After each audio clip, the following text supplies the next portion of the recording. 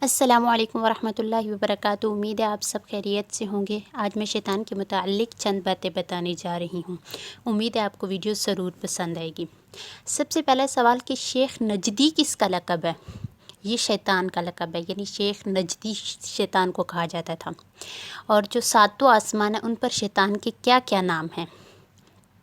کعب اخبار کی روایت ہے کہ شیطان کو آسمانی دنیا پر، یعنی جو پہلا آسمان ہے اس پر عابد کے نام سے پکارا جاتا تھا، دوسرے آسمان پر اس کا نام زاہد، تیسرے آسمان پر عارف، چوتھے پر ولی، پانچویں پر تقی اور چھٹے پر خازن، ساتویں پر عزازیل، اور لوح محفوظ میں اس کا نام ابلیس لکھا ہوا ہے۔ شیطان جنت کا خزانچی کتنے سال رہا؟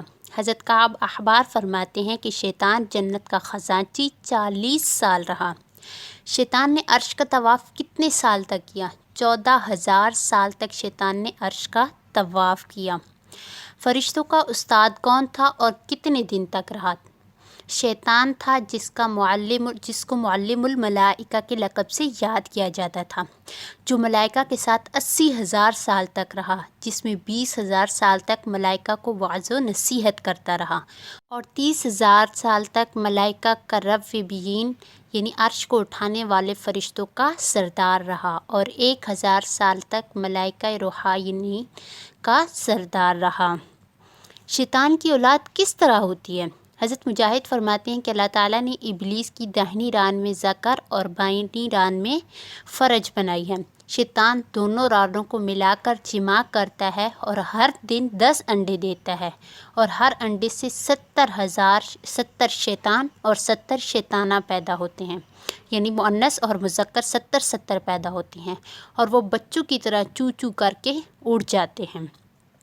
شیطان کی اولاد کتنی ہے اور ان کے کیا کیا نام ہیں اور وہ کیا کیا کام سر انجام دیتے ہیں؟